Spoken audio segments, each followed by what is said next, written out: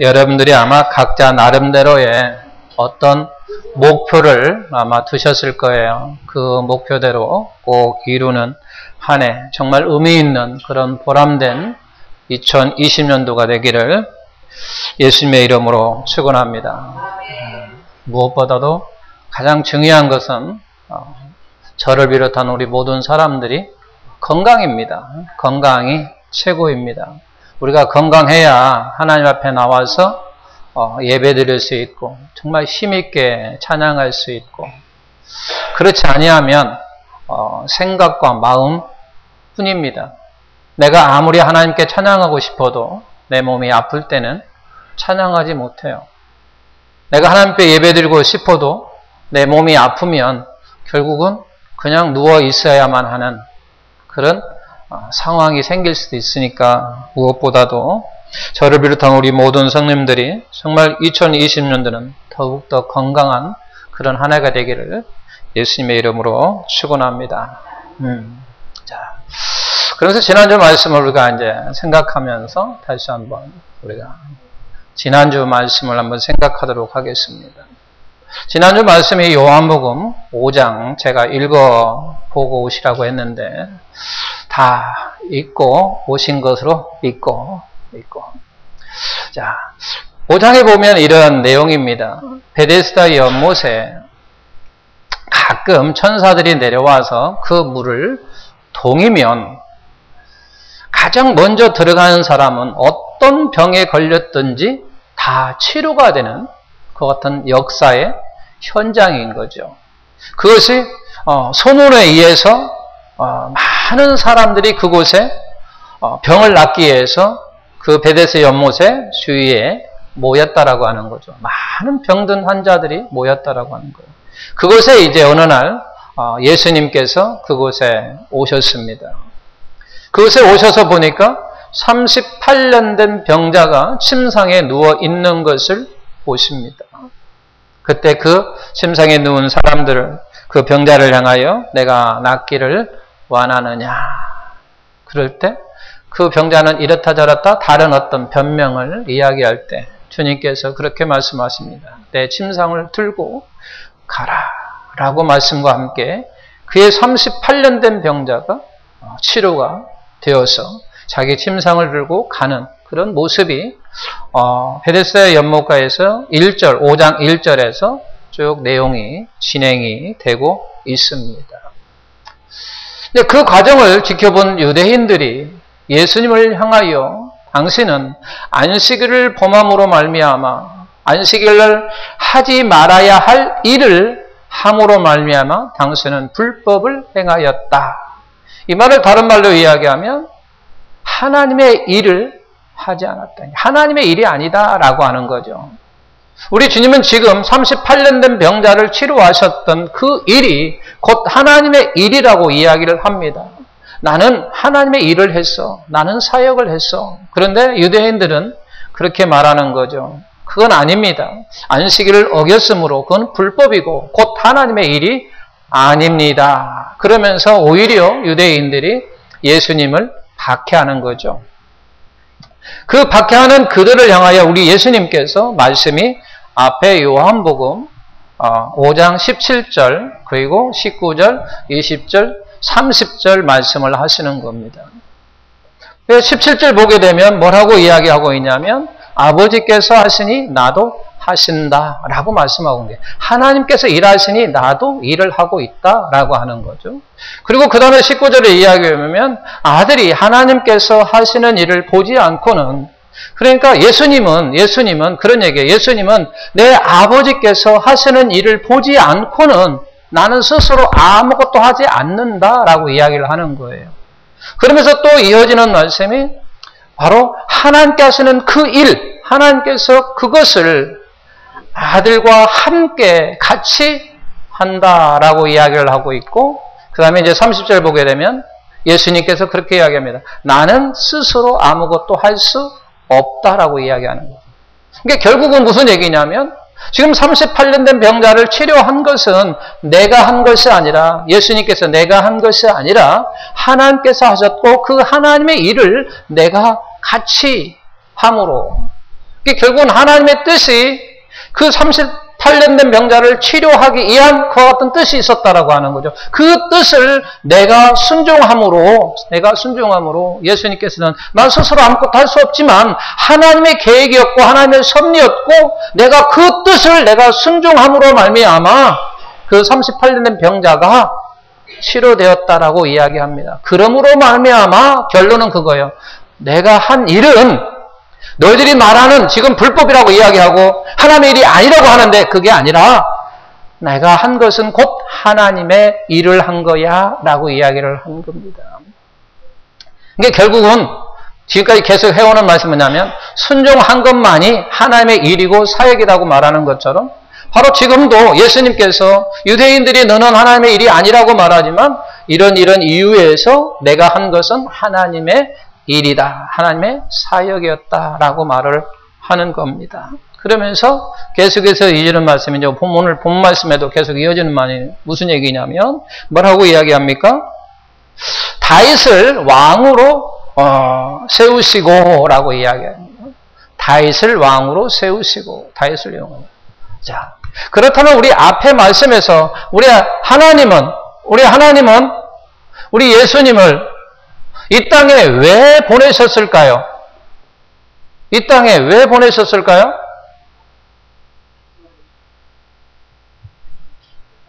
하나님이 예수님을 이 땅에 왜 보내셨어요? 우리를 구원하시려고, 십자가에 못 박혀 죽으시려고. 그러죠? 제가 그렇게 이야기하면 우리 빛날교회 성도는 그렇게 말을 하지 말라고 그랬어요. 그것은 어린아이, 이게 초등학교 수준이라고 그랬어요. 초등학교 수준. 제가 그래서 분명히 말씀드렸어요. 여자님이 중학교, 고등학교 수준으로 가려면 어떻게 이야기를 해야 되냐.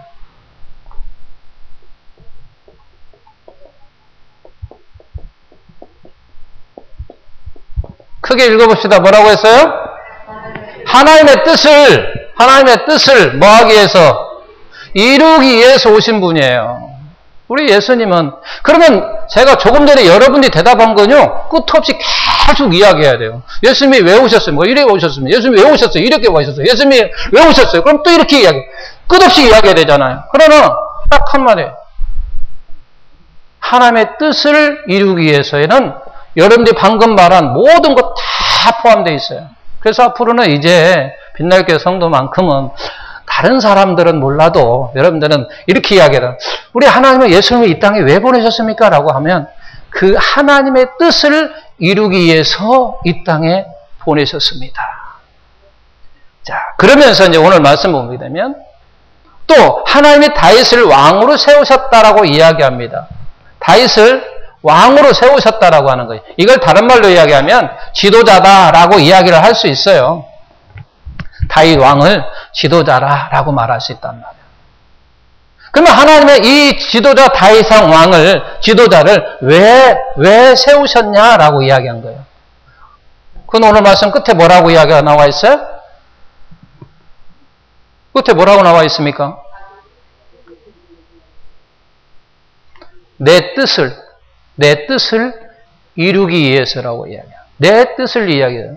이게 하나님이 지도자를 세우신 이유는 뭐냐면 결국 내 뜻을 이루기 위해서 하나님의 뜻, 내 뜻을 이루기 위해서 바로 지도자로 삼으셨다라고 이야기하는 거예요. 하나님이 예수님을 왜 이 땅에 보내셨느냐라고 이야기할 때 곧 하나님의 뜻을 이루기 위해서 이 땅에 보내셨던 것처럼 내가 지도자를 세우는 이유도 바로 내 뜻을 이루기 위해서라는 얘기예요. 그럼 제가 이제 질문하겠습니다. 하나님은 왜 나를 자녀 삼으셨을까요? 자녀로 왜 삼으셨을까요? 예, 할렐루야. 맞습니다. 나를 통해서 하나님의 뜻을 이루기 위해서 나를 자녀 삼으셨다라고 하는 거예요. 우리는 보통 이렇게 이야기합니다. 하나님 삼으신 건 나를 천국에 보내기 위해서 보냈다고 했다고 하지만 그건 정답이 될 수는 없어요. 물론 틀리는 건 아니에요. 그것도 맞아요. 그러나 정답은 바로 나를 하나님의 자녀로 삼으신 이유는 뭐냐면 하나님의 뜻을 이루기 위해서 나를 자녀를 삼으셨다라고 하는 거예요. 자녀를 삼으신 이유가 바로 만약에 우리를 천국으로만 우리를 만약에 영접하려고 했다고 한다면 굳이 지금 우리를 하나님의 자녀로 삼을 이유가 없어요. 그러잖아요. 지금 왜 자녀 삼을 이유 없어요? 하나님이 나중에 우리가 나이 먹고 곧 죽기 며칠 전에 아니면 죽기 한 달 전에 하나님의 자녀로 만드셔서 그냥 천국에 입성만 시키면 되는 거예요. 그러나 그렇지 아니하고 오늘 우리 때가 되매 나를 사랑함으로 하나님의 자녀를 삼으신 분은 내가 천국에 입성 부르기 전까지 내 뜻을 이루기 위해서 나를 하나님께서 부르셨다고 하는 사실입니다. 그래서 우리는 하나님의 자녀로서 하나님의 뜻을 이루기 위하여 우리를 자녀 삼으셨다라고 하는 거죠. 자녀 삼으셨다고 하는 거. 자녀로서 이제 우리는 어떤 뜻을 갖고 살아가야 되냐라고 할 때 바로 순종이라고 하는 거예요. 하나님의 뜻을 이루기 위해서는 우리가 하나님의 말씀에 순종해야 되는 거죠. 왜? 바로 하나님의 뜻을 예수님께서 순종함으로 말미암아 하나님의 뜻을 이룬 것 같이 우리도 마찬가지로 하나님께서 말씀하신 그 뜻을 순종함으로 말미암아 하나님의 뜻을 이루어가는 거예요. 남편은 남편으로서의, 아내는 아내로서의, 자녀는 자녀로서의 그와 같은 삶을 순종으로 살아갈 때 바로 하나님의 뜻을 이루며 우리가 살아갈 수 있는 것입니다. 자, 그러면서 제가 지난주에 이제 이야기를 했어요. 하나님, 나를 그러면 아버지의 뜻대로 맞게 막 써주세요. 사용해주세요. 써주세요. 사정해주세요. 막 기도한다고 그랬어요. 기도하는데 멋대로 산다고요? 자기 마음대로 살아요. 자기 마음대로. 그럼 하나님이 쓸까요? 안 쓸까요? 하나님이 사용할까요? 안 할까요? 안 한다고 그랬어요. 지난주에 분명히 안 한다고 그랬습니다. 하나님께 간절히 기도를 합니다. 하나님, 나를 좀 써주세요. 하나님의 뜻에 살 수 있도록 써주세요 하는데 지 마음대로 살면 하나님은 써주지 않는다라고 하는 거죠. 그런데 반대로 기도하지는 않는다고 그랬어요. 기도하지는 않는다고죠. 근데 그의 마음속에, 그의 생각에 항상 주님의 뜻을 이루고자 하는 소원이 있어요. 주님의 뜻대로 살기로, 주님의 말씀에 따라 살기로 그에게 소원이 있다고 하는 거예요. 바로 하나님은 이와 같은 사람을 사용한다라고 하는 거예요. 이와 같은 사람들. 또 하나님은 우리에게 이렇게 기도를 하지 아니하고 주님의 뜻대로 소원을 가지고 살아가다가 어느 날 마음이 변해서 내 마음대로 살아요. 그러면 반대로 가면 하나님이 그 순간에 뭐 하십니까? 버린다는 사실이에요. 사용하지 않는다 그 말이에요. 그게 바로 사울 왕이었어요. 사울 왕은 처음에 하나님께서 사용하셨어요. 사용하다가 자기 마음대로 하니까 하나님께 그를 버리셨다라고 하는 거예요. 우리도 마찬가지예요. 우리도 언제 어디든지 항상 주님의 뜻대로 살고자 하는 그 소원이 있어서 우리가 하나님께서 내가 사용을 합니다. 하나님께 나를 사용합니다. 그러면 어느 순간에 내가 마음이 변하고 생각이 변해서 내 마음대로 살면 마찬가지로 사울 왕처럼 되어버린다고 하는 사실입니다. 버린다고 하는 것입니다. 그래서 우리는 언제든지 하나님의 자녀이기 때문에 우리는 순종하고자 하는, 이 순종이라고 하는 것은 하나님의 뜻을 이루고자 하는 그 소원을 가지고 우리가 살아간다라고 하는 거예요. 우리는 그래서 주님의 뜻을 이루고자 하는 소원대로 살아가야 된다라고 하는 거예요. 그래서 성경에서 정말 그렇게 살아가는 것을 하고 있는가라고 하는 거죠. 제가 하는 말이 아니라 정말 성경적으로 너희가 주님의 뜻을 이루고자 하는 그런 소원을 가지고 살아가야 되느냐 그 말이에요. 그럼 어디에 나오느냐? 성경에 나온다는 거예요. 제가 말하는 게 아니라 우리는 하나님의 자녀니까 이렇게 살아갑시다 라고 제가 말하는 게 아니라 바로 성경에서 너희는 그와 같은 내로 살아가야 돼 라고 이야기하는 거예요. 그게 야고보서 4장 15절에 보게 되면 이런 말씀입니다. 너희가 도리어 말하기를 주의 뜻이면 우리가 살기도 하고 그 다음에 이것이나 저것을 하리라 라고 말씀합니다. 주의 뜻이면 우리가 살기도 하고 이것이나 저것도 하리라 라고 이야기하는 거죠. 자, 제가 이렇게 설명을 할게요. 여러분 이 자리에 왜 오셨습니까? 제가 이렇게 물어봐요. 여러분 이 자리에 왜 오셨습니까? 그럼 어떤 사람은 뭐라고요? 예배? 드리고 이렇게 대답을 할 수도 있어요. 또 어떤 사람은 설교에 은혜가 있어서 왔다고 이야기를 할 수 있어요. 그리고 예배를 드리고 나면 내가 나에게 무엇인가 평안이 있고 그래서 결국은 뭐냐? 유익이 있다라고 이야기를 하는 거예요. 이렇게 대답할 수 있습니다. 많은 사람이 제가 물어보면 여러분 지금 아마 대답하면 내가 여기 왜 왔지? 라고 자기 자신에게 물어보면 아마 이렇게 이야기를 할 수 있습니다. 나는 예배를 드리러 왔고 그 다음에 그 예배 속에 은혜를 받고 그 은혜를 누리기 위해서 그리고 내가 예배를 드리고 나면 마음이 불안했던 마음들이 편안해짐으로 예배를 안 드리고 주일 성수하지 않으면 내 마음이 뭔가 막 불안하고 막 찝찝하고 그러니까 마음 편안하기 위해서 그래 와서 보니까 결국 무슨 얘기냐면 이와 같은 모든 것이 나에게 유익이 있다라고 하는 거죠. 유익이. 이렇게 말할 수 있다는 얘기예요. 그러나 우리는 이렇게 대답해서는 안 된다라고 하는 거예요.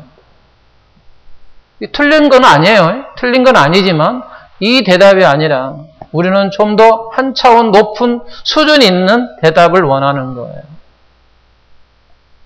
그게 뭐냐면 바로 그 이야기하는 거예요. 자. 그러면 결국 이걸 이제 가만히 들여다 보십시오. 자, 은혜는 누가 받습니까? 내가 받죠. 누가 평안하다고 지금? 내가. 누구에게 유익이 있다고요? 내가. 그잖아요. 결국은 기준이 내가 지금 예배를 드리러 온 동기가 뭐예요? 이유가 뭐예요? 목적이 지금 뭐예요? 자기에게 있다라고 하는 거예요. 자기에게. 나에게 있어요. 나에게. 그럼 제가 이렇게 물어볼게요. 여러분 은혜 안 되면 여러분에게 평안이 없으면 유익이 없으면 예배 안 드릴 거예요? 제가 이렇게 묻는다면 이렇게 대답한 사람 치고 제가 그렇게 물어보면 그잖아요. 그래서 뭐라고 이야기하냐면 야고보서 4장 15절 말씀에 그렇게 이야기하는 거죠. 주의 뜻이면 주님의 뜻이면 내가 살기도 하고 이것도 하고 저것도 하고 라고 이야기한다는 거예요. 그게 결국은 단 이렇게 이야기해요. 여기 왜 오셨어요? 그러면 주님의 뜻이에요. 제가 어떤 질문할 게 없어요. 주님의 뜻이라는데. 여기 예배 드리러 온 것이 주님의 뜻이랍니다. 내 안에 있는 성령이 예배 드리러 가라고 합니다. 나하고는 상관없는 거예요. 내가 기준이 아니라고 하는 거죠. 하나님이 기준이에요. 동기가 뭐냐면 하나님이라고 하는 거죠. 성령이에요, 성령. 예수님이에요. 하나님이라고 하는 거죠. 동기가 하나님에게 있다라고 하는 거죠. 내가 기도를 하니까. 그리고 우리가 무슨 일이 될 때, 왜 당신은 그와 같은 결정을 하셨습니까? 라고 물을 때, 주님의 뜻이에요. 제가 기도했더니 주님이 그걸 가라고 합니다. 그래서 갔어요. 오라고 하니까 왔어요. 예배드리러 가라고 하니까 갔어요. 네.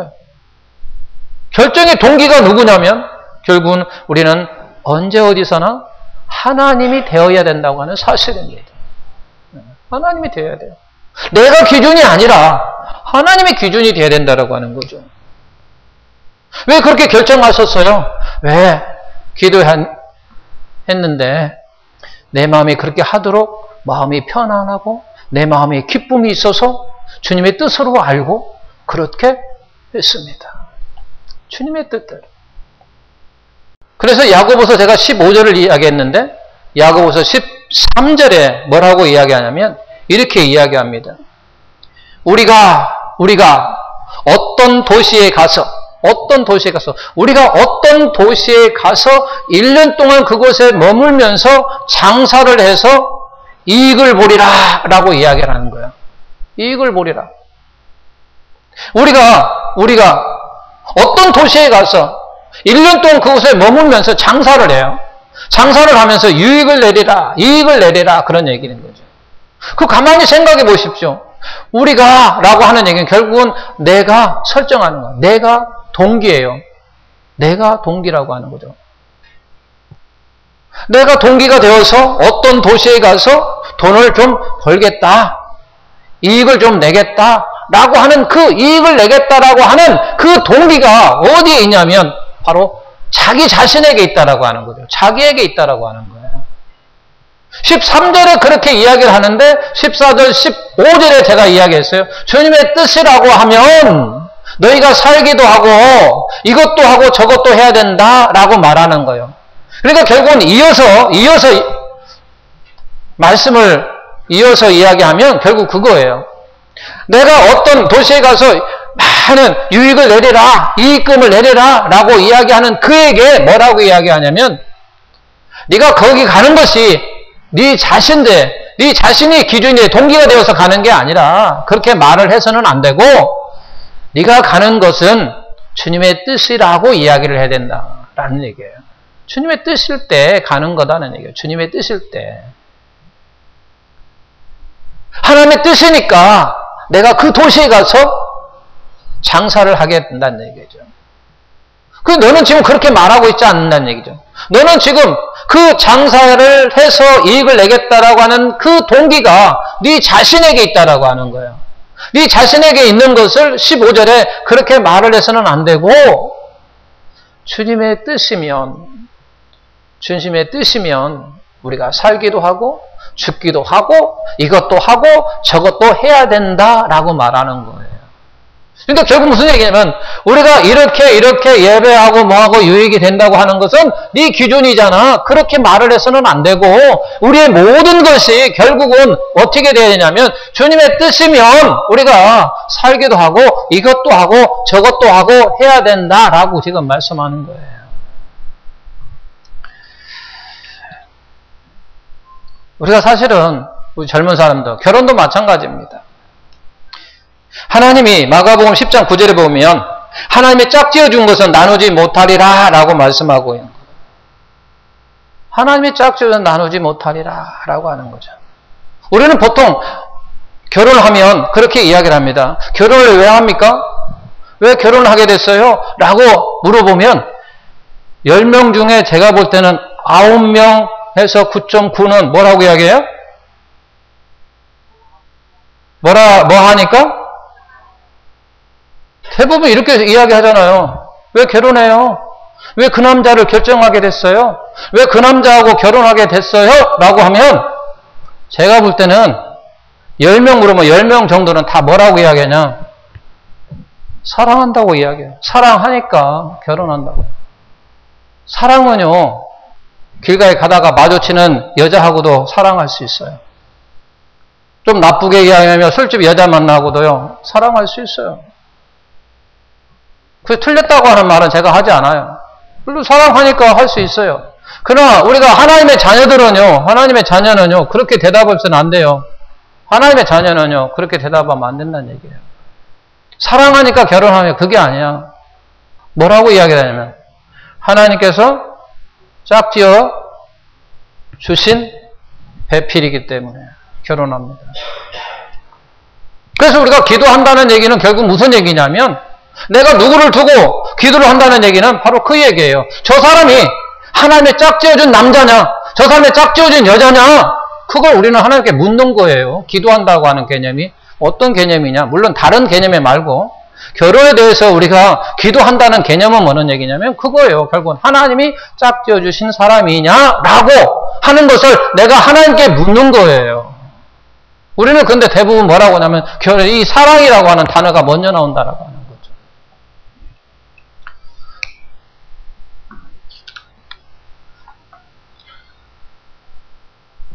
며칠 전에 어떤 이제 잘 아는 목사님이 저에게 아들이 중매를 한다고 그래요.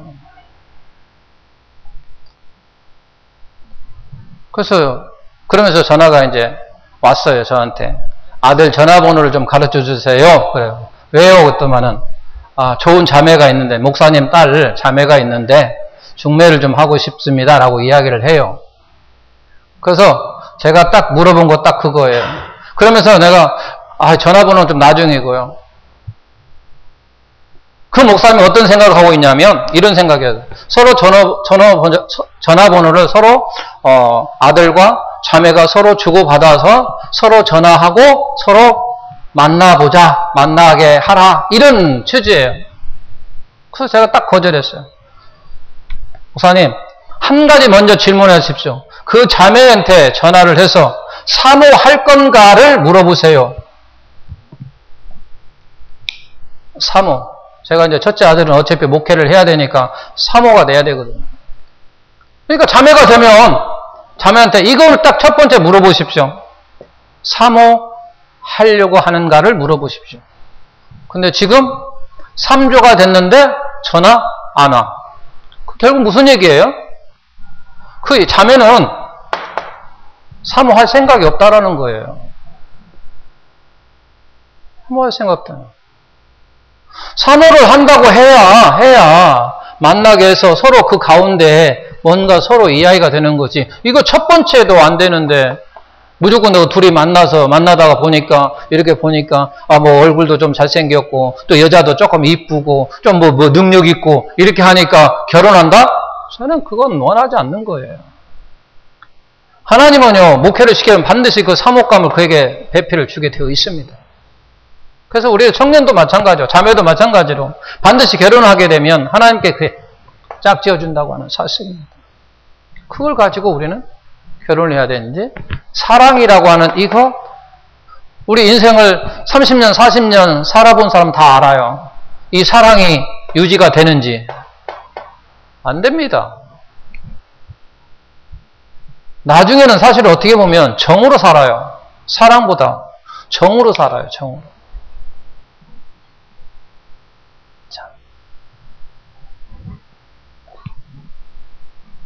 그래서 연합이라고 하는 거죠. 결혼이라고 하는 것도.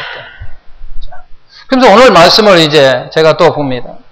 요한복음 17장 4절 그리고 고린도전서 10장 31절 우리가 잘 아는 말씀입니다. 요한복음 17장 4절은 앞에서 나와 있으니까 뭐라고 하냐면 아버지께 내게 하라고 주신 일을 내가 이루어 라고 하는 내가 이루다는 얘기는 결국은 순종이라고 하는 얘기예요. 내가 이루어. 뭐라고 그 다음에 이야기하면 아버지를 이 세상에서 영화롭게 한다라고 이야기하는 거죠. 이게 결국 순종함으로 하나님을 영화롭게 한다는 얘기예요.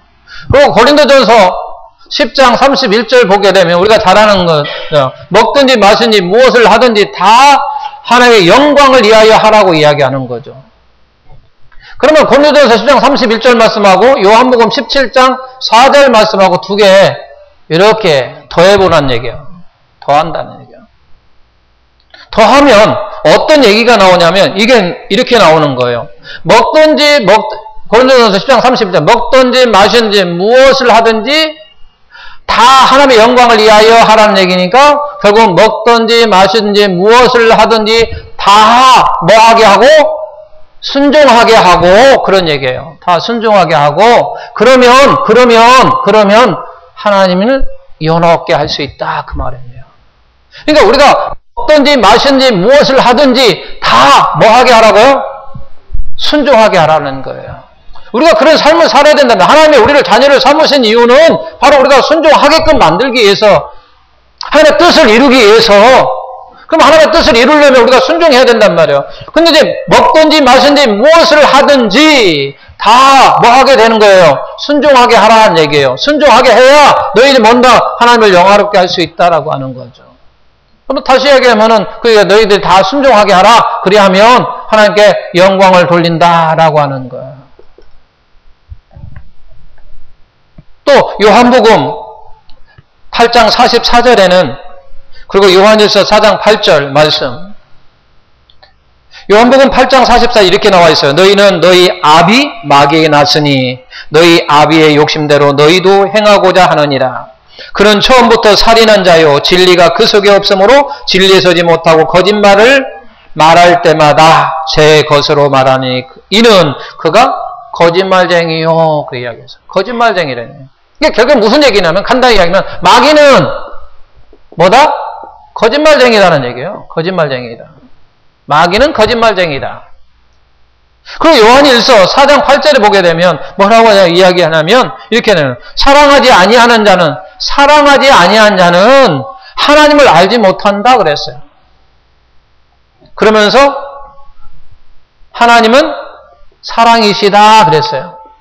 하나님은 사랑이시랍니다. 마귀는 거짓말쟁이랍니다. 하나님은 사랑이라고 합니다. 사랑이에요. 이 두 개도 우리가 이렇게 연결해보면 뭐라고 하냐.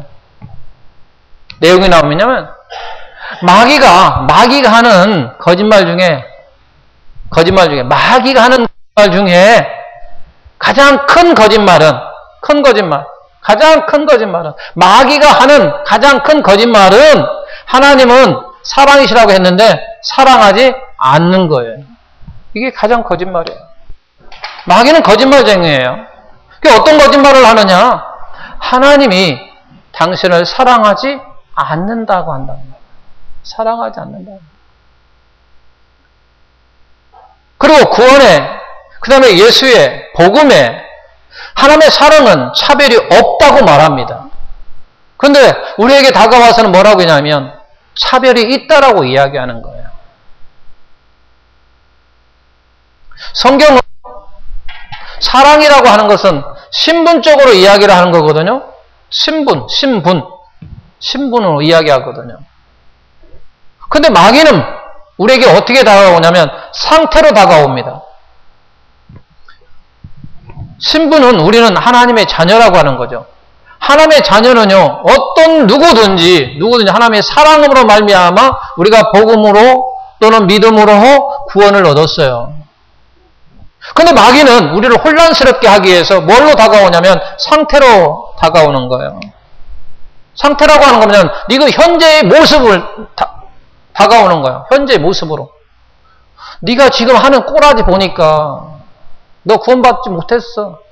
이런 거예요. 물론 하나님의 자녀라고 해서 우리가 하나에서 10까지 정말로 진실하고 성실하게 살아갈 수 있는 사람은 아무도 없어요. 우리 사람은 연약하기 때문에요. 실수투성이에요. 그래서 우리는 온전한 사람이 될 수 없단 말이에요.